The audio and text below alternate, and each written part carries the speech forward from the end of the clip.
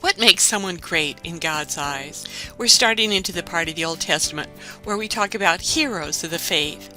What does that mean? And does an ordinary person have any chance of pleasing God in that way?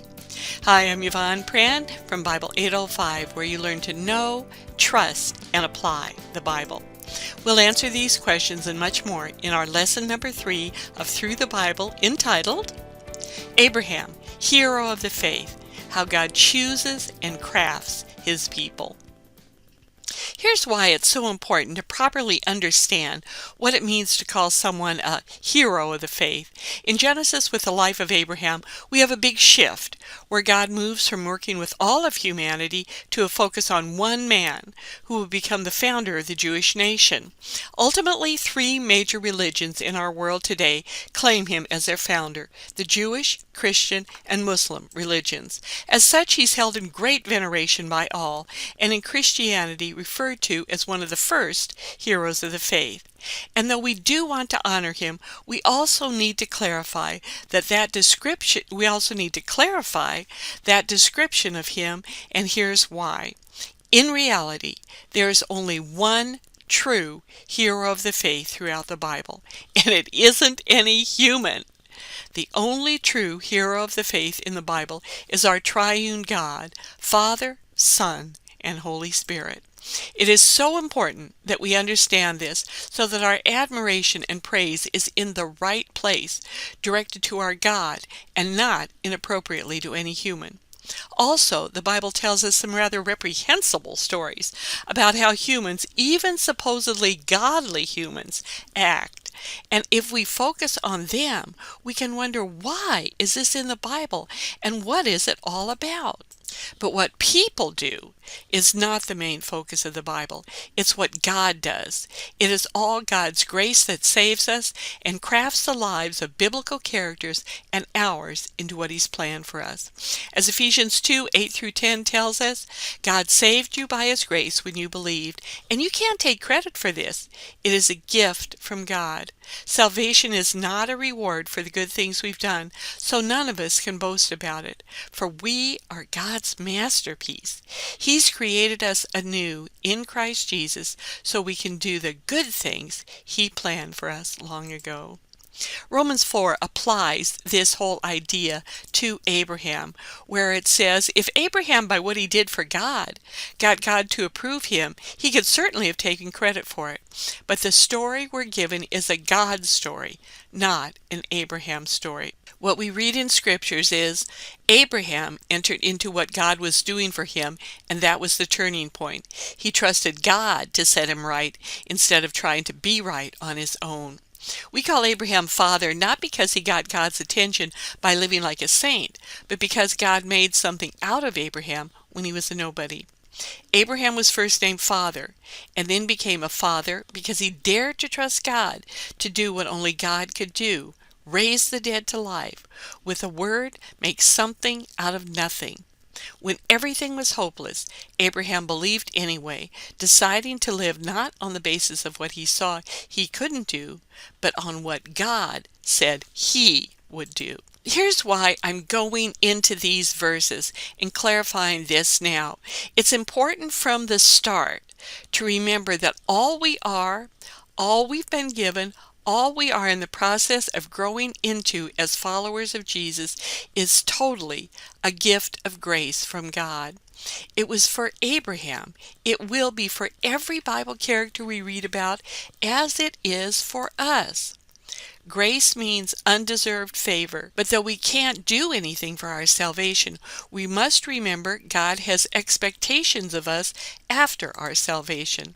Dallas Willard, in his excellent book on the imperative of discipleship and the lack of it in Christianity today, entitled The Great Omission, reminds us grace is opposed to earning, not effort. We've been saved by grace. We didn't earn that. But we still need to take action to grow in grace as a disciple, and that takes effort. The Bible gives us examples of how to do this.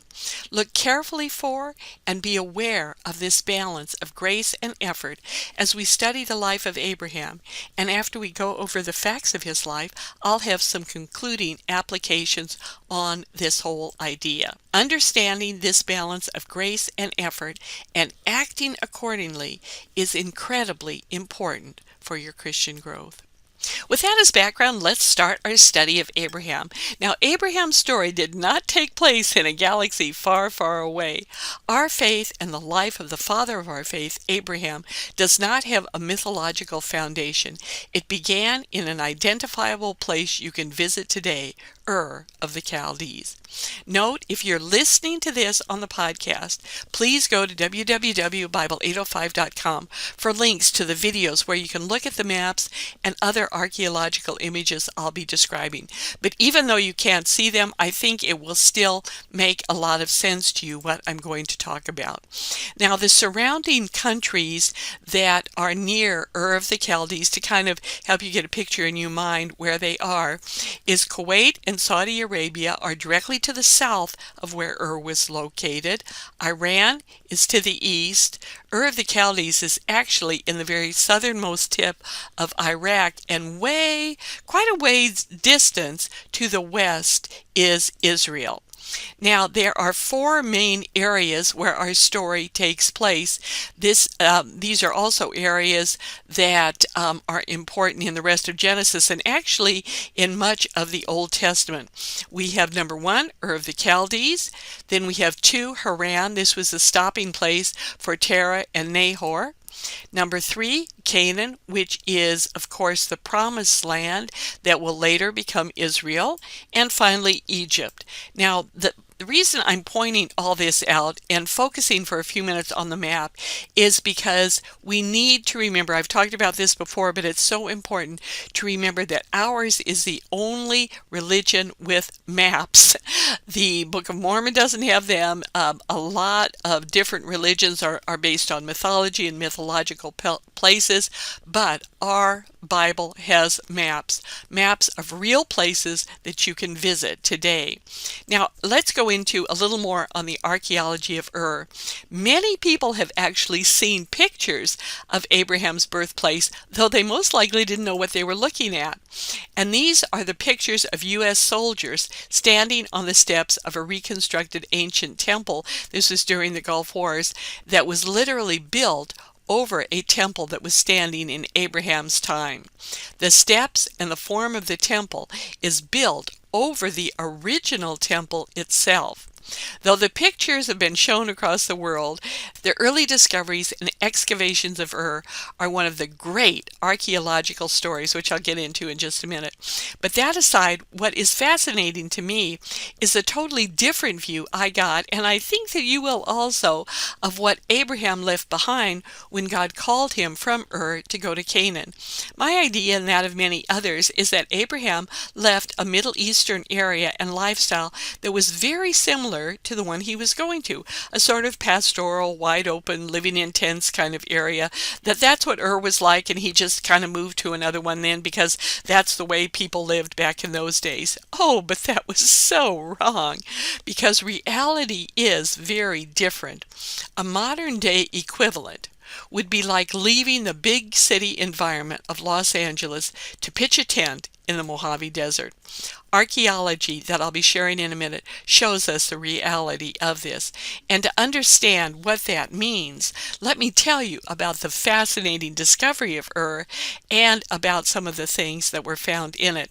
It starts out with the story of a very dashing, real Indiana Jones type character. His name was Leonard Woolley, and he was an English archaeologist who excavated Ur from 1922 to 1934. He was a fascinating character who'd been doing archaeological work prior to World War I in the Middle East, including quite a bit of it that he did with his assistant, a man named T.E. Lawrence, who we also know as, of course, Lawrence of Arabia.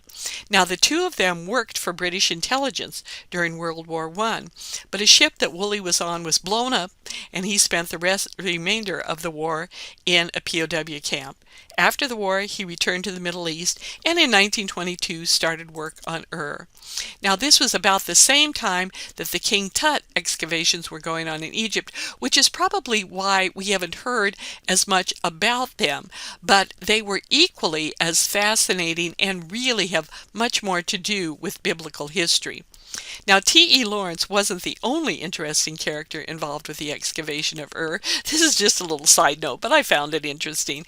And that is that Agatha Christie, the famous novelist, was also very much involved with Ur. She went down to the area following her first divorce. She was heartbroken. It was a very tragic thing. She'd married this man. She loved him very much. He took up with another lady, divorced her, married this other woman a week later. And so she, following that, takes the Orient Express and travels down to Baghdad. Somehow or other met the Woolleys, who I have a picture here on the website of the two of them with their whole crew, and it really looks like a scene of something out of, again, Indiana Jones, where you can see the Arab gentlemen that were helping them in their dig.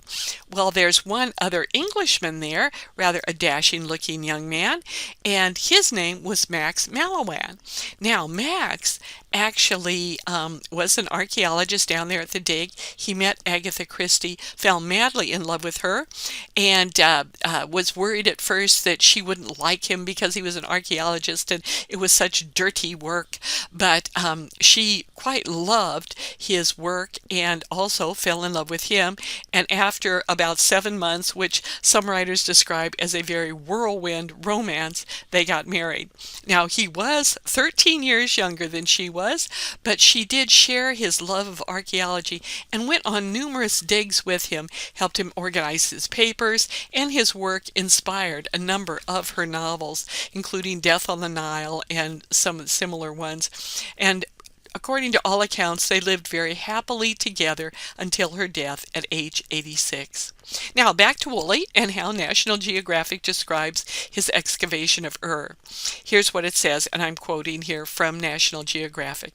In the 1920s and 30s, British archaeologist Leonard Woolley dug up some 35,000 artifacts from Ur, including the spectacular remains of a royal cemetery that included more than 2,000 burials and a stunning array of gold helmets, crowns, and jewelry that date to about 2600 BC.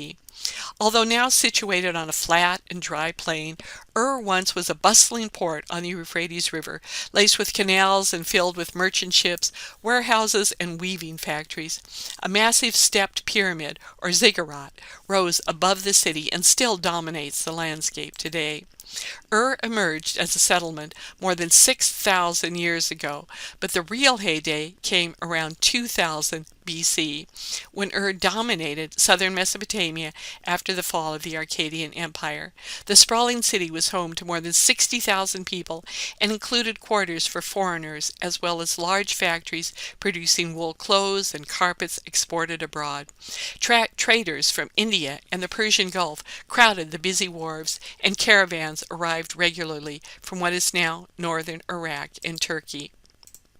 One of those 6,000 people during this real heyday there in Ur was Abraham.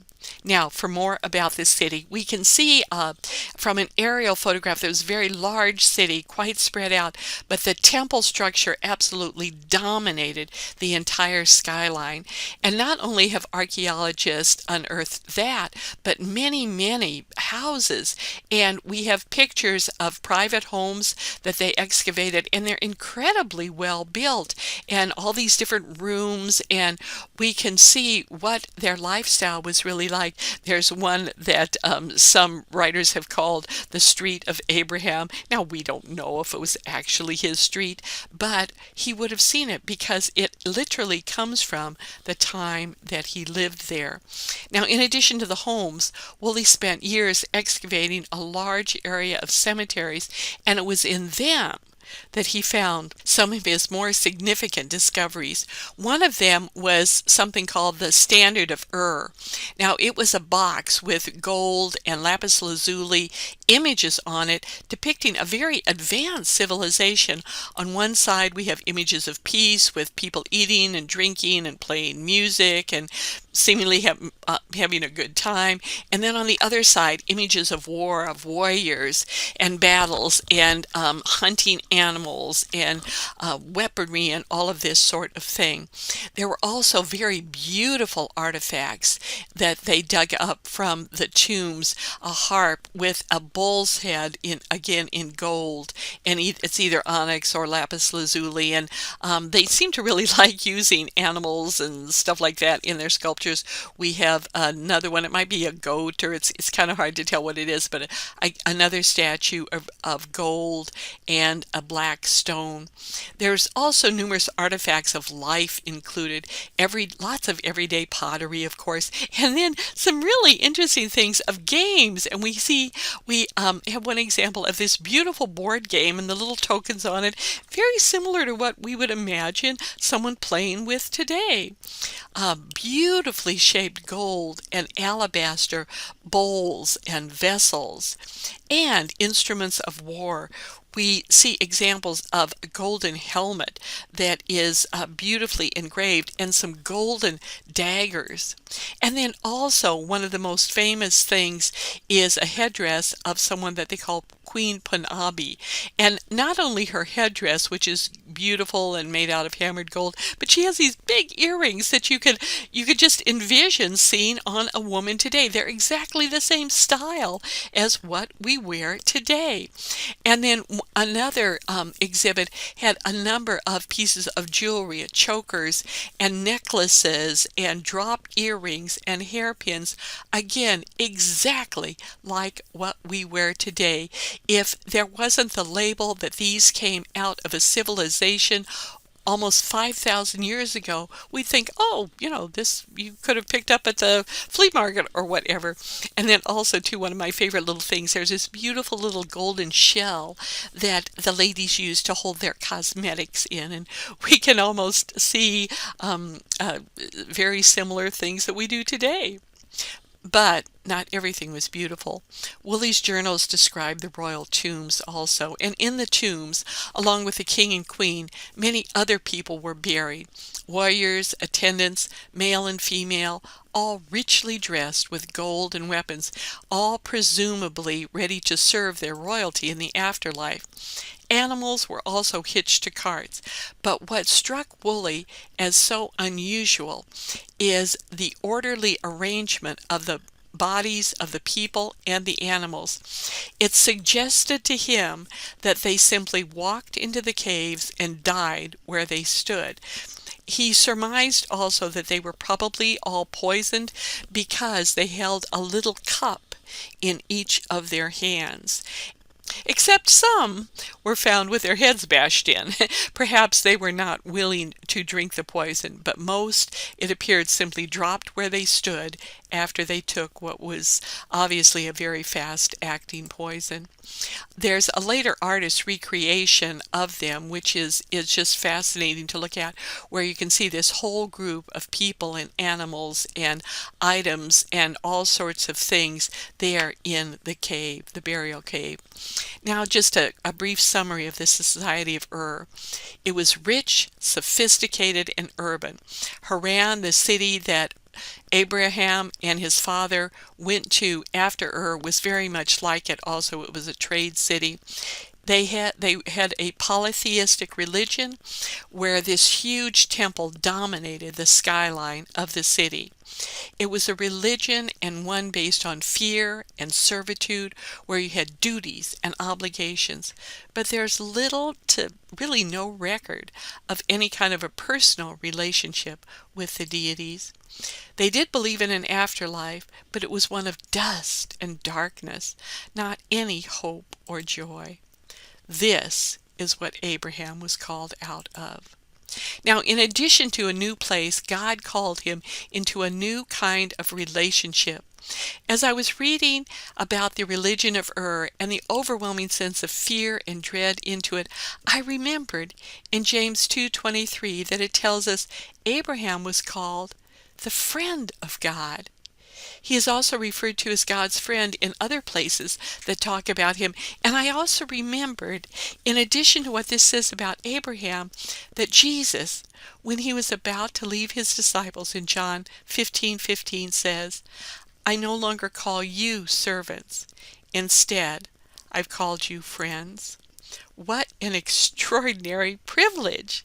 How different than any other images of a relationship with God in the ancient world, and with many religions today, where the religion is defined primarily by fear. That Abraham, the disciples, and all of us who follow Jesus are called to friendship with our God. Now we have the location. Let's go back to the main plot line of the Bible story.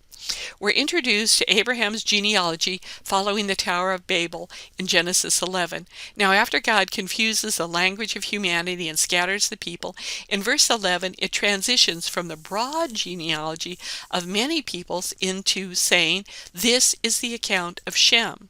Shem was one of the 3 sons of Noah, and his lineage of begot this, begot that, goes to verse 24 and 25, where it says, Nahor was 29 years old at the birth of his son Terah. He lived 119 years afterwards and had sons and daughters. By the time Terah was 70 years old, he had 3 sons, Abram, Nahor, and Haran. Now let's skip to the next mention of Abraham. Now Abraham's story picks up when his family left Ur and then settled in Haran. But that was not his final destination, and God has to call him again. Now note, in these early passages, he's referred to as Abram and his wife Sarai. They get their new names of Abraham and Sarah later in the book, and I'll talk about them, but they still have their earlier names now, where it says, God told Abram, leave your own country behind you and your own people, and you will go to the land I will guide you to. If you do, I will cause you to become the father of a great nation. I will bless you and make your name famous, and you will be a blessing to many others. I will bless those who bless you, and curse those who curse you, and the entire world will be blessed because of you. So Abram departed as the Lord had instructed him, and Lot went also. Abram was 75 years old at that time. He took his wife Sarai, his nephew Lot, and all his wealth, the cattle and slaves he'd gotten in Haran, and finally arrived in Canaan. Then Jehovah appeared to Abram and said, I am going to give this land to your descendants. Now, before the promise is fulfilled, years of life would pass. Abram gets to Canaan, and not long after that, there's a famine in the land. And for better or for worse, as will be the pattern of Israel, they go to Egypt whenever there's trouble. The Sphinx, the Great Pyramids, and much of the greatness of Egypt is all in place at this time. Abram heads down there, perhaps excited about going to a sophisticated urban area with many of the luxuries he hadn't seen since Ur. But when he gets down there, we have a truly ugly incident in Abram's life, where he asks Sarai to say she's his sister and not his wife. And so in Genesis 12:14 through 16, it tells us, when Abram came to Egypt, the Egyptians saw that Sarai was a very beautiful woman. And when Pharaoh's officials saw her, they praised her to Pharaoh, and she was taken to his palace. He treated Abraham well for her sake, and Abram acquired sheep and cattle, male and female donkeys, male and female servants, and camels. Now Abram may have forsaken his wife, but God did not. God severely judges Pharaoh for taking her. Pharaoh confronts Abram and sends him back to Canaan. Now back home in Canaan, Abram has a dream and great fear. God appears, and Abram challenges God, who's promised him a son, and reminds God he still doesn't have one. God repeats the promise that he will, but God also tells him his descendants will be enslaved for 400 years in Egypt. In Genesis 15:6 it says, Abram believed the Lord, and he credited it to him as righteousness. This was his response of faith. But it didn't last. Abram and Sarai get impatient. They decide to help God out to give them a son. Sarai comes up with the idea for her maidservant Hagar to provide Abram with a son. Hagar becomes pregnant, and Ishmael is born when Abraham was 86. But life was not peaceful for the family after that. And the descendants of Ishmael are still fighting the descendants of the promised son of Abraham, Isaac, even today. The obvious challenge here is the danger of not waiting on God, of deciding to help God out if we don't think he's acting fast enough. We can make a very big mess of life that has unimaginable consequences if we try to push God ahead, if we try to act for him, if we try to do something if we don't think he's acting fast enough. But the years continue to pass. Abraham is now 99 years old. In Genesis 17:1, God says to him, "Walk before me and be perfect." In the Hebrew, the word means complete. Just because we mess up, get impatient, and do stupid things, these actions do not cancel God's love or his plan for us. We may not wait for God, but he often waits for us. Abram is given the covenant of circumcision, and both Abraham and Sarai's names are changed. Abram, which meant exalted father, becomes Abraham, father of multitudes. Sarai, which meant contentious, becomes Sarah, princess. Isaac is finally born. Ishmael is cast out, but promised a legacy, and many of the peoples who will cause problems for Israel are the result of him being cast out.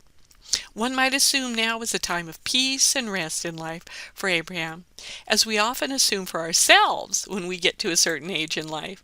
We forget we are an eternal people, and God does not operate on an earthly schedule, and so in Genesis 22:1, it says, after all this, God tested Abraham. Then God said, take your son, your only son, whom you love, Isaac, and go to the region of Moriah. Sacrifice him there as a burnt offering on a mountain I will show you. He obeys, but at the last minute God stops him and provides a ram. Why did all this happen? Now God knew, but Abraham did not, how deep his trust in God truly was. Isaac also didn't know that. He was not a child. He was a man when this happened. In this, we see their faith expressed through their actions. As one commentator said, the purpose of much testing is so we see our own hearts. You can't say God is all to you until God is all you have. Until you experience certain things in reality, you can make all kinds of statements, but until something happens to you, then you know whether your faith is solid and real or if it isn't. We also cannot forget the witness of heaven. Think about what happened in Job. Though we aren't told the conversation between God and perhaps Satan in this instance as we were with Job, we can be certain that Satan, the principalities and powers, were watching to see what Abraham would do. Remember, you're never too old for God's testing. You're never going to be in a place where you can coast until you meet Jesus. There is never the concept of retirement in the Bible. After this test, God shares a new name of his with Abraham, Jehovah Jireh. Jehovah Jireh means the Lord will provide. Now, it doesn't mean he's just going to give you goodies in life, though God graciously gives many of them to us.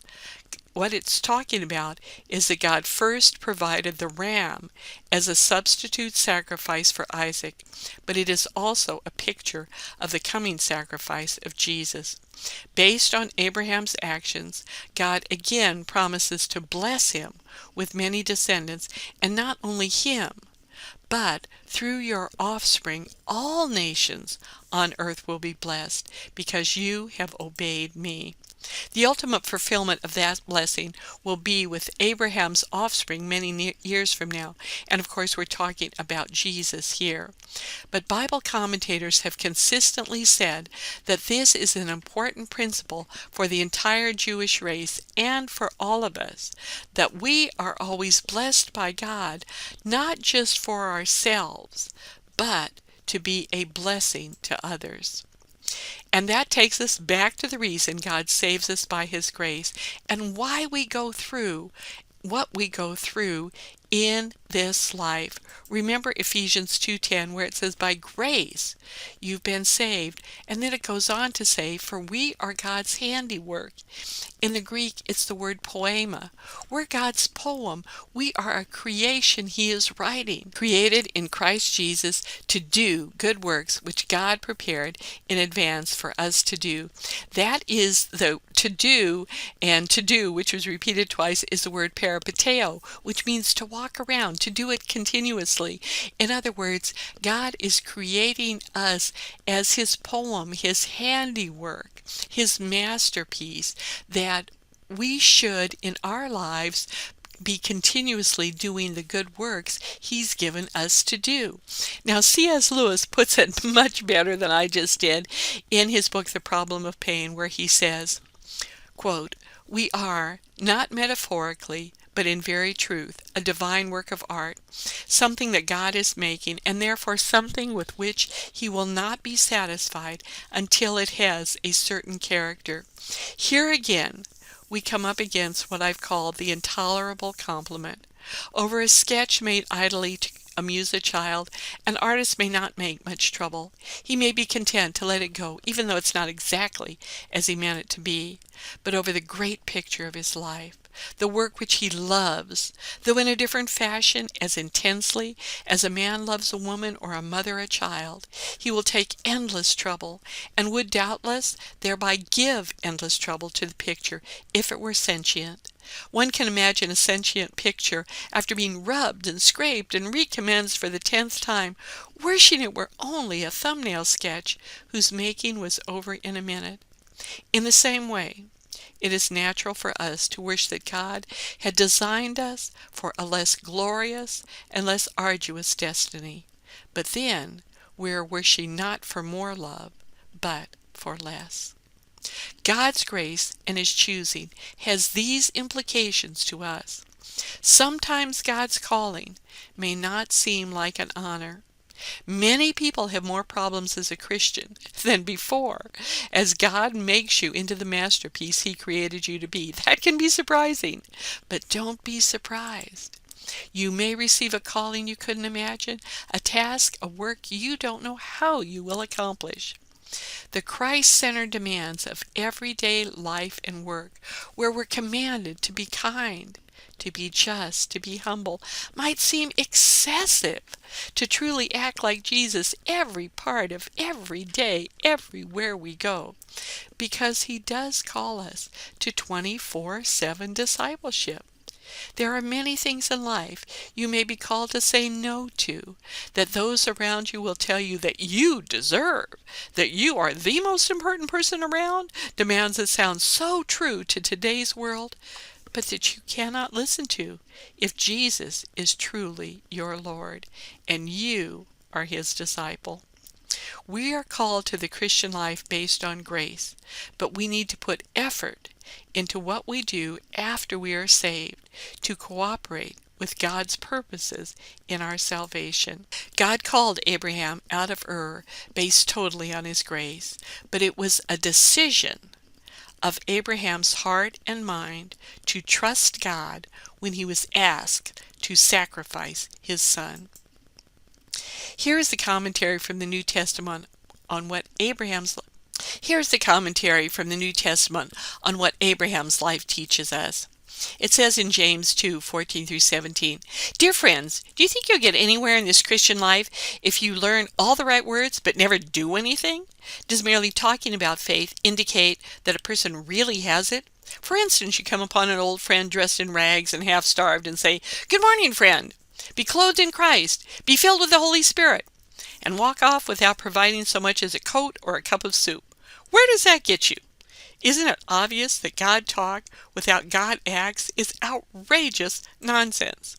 Wasn't our ancestor Abraham made right with God by works when he placed his son Isaac on the sacrificial altar? Isn't it obvious that faith and works are yoked partners, that faith expresses itself in works, that the works are works of faith? The full meaning of believe in the scripture sentence, Abraham believed God and was set right with God, includes his action. It's that weave of believing and acting that got Abraham named God's friend. Is it not evident that a person is made right with God not by a barren faith, but by faith fruitful in works? Finally, here's what makes a hero of faith. It is that weaving together of faith and actions. The actions we need to take will be different for each of us as we progress to become more like Jesus. Chances are, however, they'll involve disciplines in our lives, sacrifice of some sort, times of believing God when we can't see the outcome, and waiting far longer than we want for His promises to come true. There will be tangible actions to be done, as well as difficult things to believe. But keep weaving together, believing and acting, always believing God's grace and acting into obedience to Him. That is how to become a true hero of the faith. And even more significant and precious, how to be called and to become a friend of God.